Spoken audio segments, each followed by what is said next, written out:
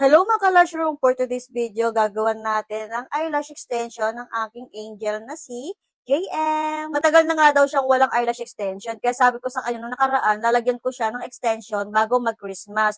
Pero hanggang ngayon, wala pa rin daw siyang extension, kaya ngayon ay inarte ang bata. Sisimulan ko na nga yung pag-lash bath sa kanya. So, ang gagamitin natin na lash shampoo, yung ating paboritong Lash Point. Kaya naman namin to nagustuhan dahil hindi siya maapdi sa mata, tsaka napaka-consistent yung foaming niya, magandang gamitin as in, pulidong-pulido at mabango pa. After ko nga siyang ila shampoo, ay babanlawan na nga natin siya. Kailangan banlaw na banlaw bago tayo mag-start. Kasi kapag hindi mo siya nabanlawan ng maayos, kapag ikaw ay mag-a-attach ng extension sa natural lashes, ay dudulas siya. Gagamit nga pala ako dito ng transparent na tape. Ito yung ginagamit ko kapag ako ay naglalagay ng tape sa bottom or do sa baba. Basta yun na yun. Kapag ako naglalagay ng tape dyan sa bottom, sa baba, ay hindi masyadong batak na batak. Yung konting batak lang para naman maayos yung pagkakalagay natin ng hydrogel patch. Maglalagay na din pala ako dito ng hydrogel eye patch. JM, hindi siya allergy sa eye patch na yan. Pero kapag ako nagpapagawa, ayoko nagpapalagay ng hydrogel patch or gel patch dahil nga ako ay allergy. After ko nga maglagay ng hydrogel patch, maglalagay ulit ako ng tape. Ito yung tape yung parang transparent pero ito yung white. Kaya naman ako naglalagay ulit ng tape para ma-secure ko na hindi lumabas yung bottom lashes ng ating kliyente. Color white talaga yung nilalagay ko sa bottom lashes para kitang-kita ko din yung natural lash ni client. Kapag transparent na tape ang nilalagay ko sa bottom lashes, ay nahihirapan akong makita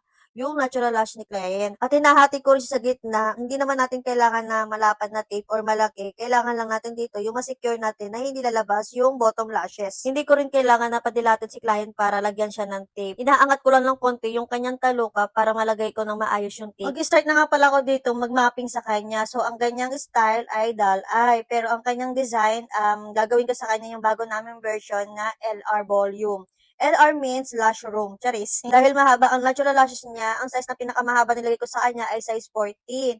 13, 12, 11, and 10. Pero maglalagay ako sa inner part niya ng 9. Laging tandaan sa inner part, hindi natin kailangan ng mahabang size pa, laging maiksing size. After nga natin mag-mapping sa kanya, ay maglalagay ulit tayo ng another tape. Yung gagamitin natin na tape ay yung transparent. Ito ay gagamitin natin para may angat lang yung talukap niya para kitang-kita natin yung natural lash ni client. Maraming artist na nahihirapang maglagay sa outer at sa inner. Ganito ang aming technique sa outer. So, ganyan ang paglalagay ng tape namin at yung isa ay i-slide namin pa kanan. So, ganyan siya para hindi tayo mahirap at kitang-kita natin yung mga natural lash ni client kasi kahit sa kaduluduluhan. Ang gagamitin natin na glue ay yung sa Rick Studio. Pro glue ang ating gagamitin dahil meron silang dalawang variant ng glue, isang pro glue para sa mga professional, then yung fast glue para sa mga beginners. At ito pa, meron silang pa-bonus sa atin. So kapag bumili kayo ng item sa kanila, any item, sabihin nyo lang yung passcode natin na Joanna Jill, meron silang discount na ibibigay sa inyo. Yes po, kapag po kayo umorder sa kanila, sabihin nyo lang po na Joanna Jill or Lash Room by Joanna Jill, ay bibigyan kayo ng discount. Ang gagamitin naman natin dito na tweezer, yung kay Mami J na L-shape with fiber grip. Ang maganda rin dito ay meron silang measurement, yung may panukat sila ng natural lashes. Ito namang tweezer na pang-isolate natin, ang gagamitin natin yung kay Beauty by Cloths. Ito yung pinaka-favorite ko sa lahat talaga na pang-isolate. Start na rin ako maglagay dito ng extension. Ang gamit namin dito na lash brand ay yung Nagaraku.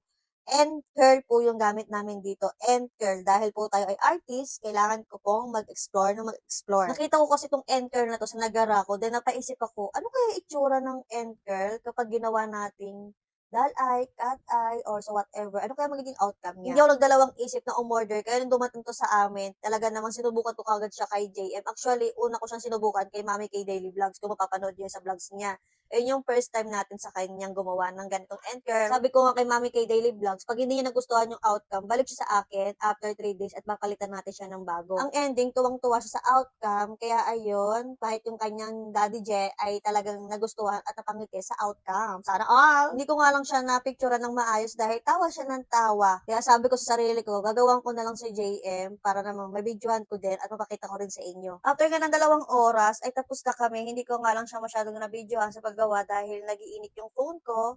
So, ayan, brush-brush lang natin bago natin siya padilatin. I-brush din natin ng maigi para ma-check natin kung may mga sumasabit or may matatanggal. Ayan, check natin kung may nakadikit sa skin. So, wala naman. Sa kabila, ganun din. Wala rin naman nakadikit sa balat. At ito na, outcome niya.